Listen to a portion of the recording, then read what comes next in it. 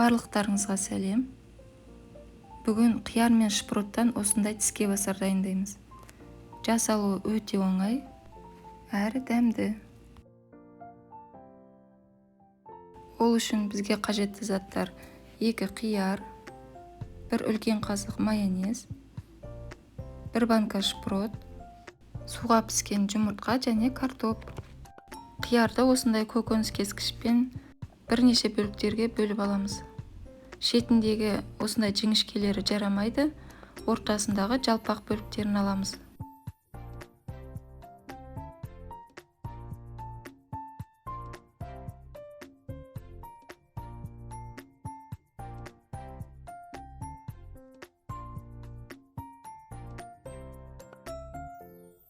Суға піскен картопты және жұмыртқаны теркадан осылай өткізіп аламыз.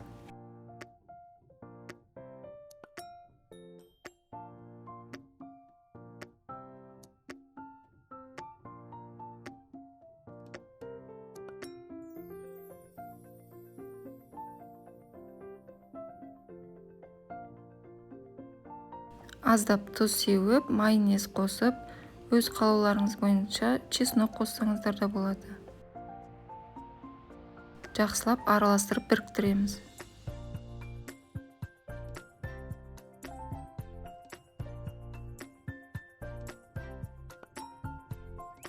Енді осы қиярларымыздың бетіне начинкамызды жағып шығамыз.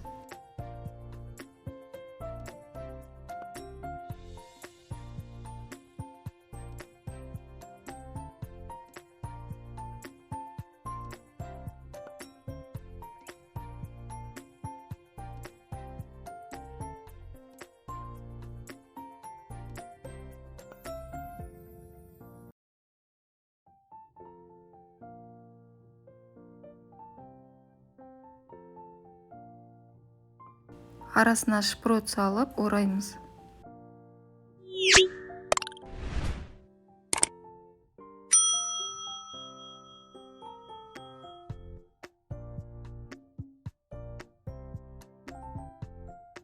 Осылайша барлығының арасына шпрот салып орап шығамыз.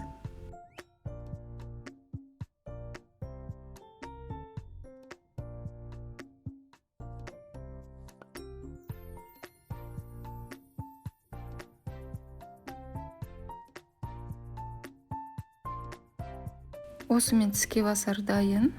Міндетті түрде жасап көріңіздер. Ас болсын. Рецепт ұнаса, менің каналыма тіркеліп, қоңырау белгісін басып қойыңыз.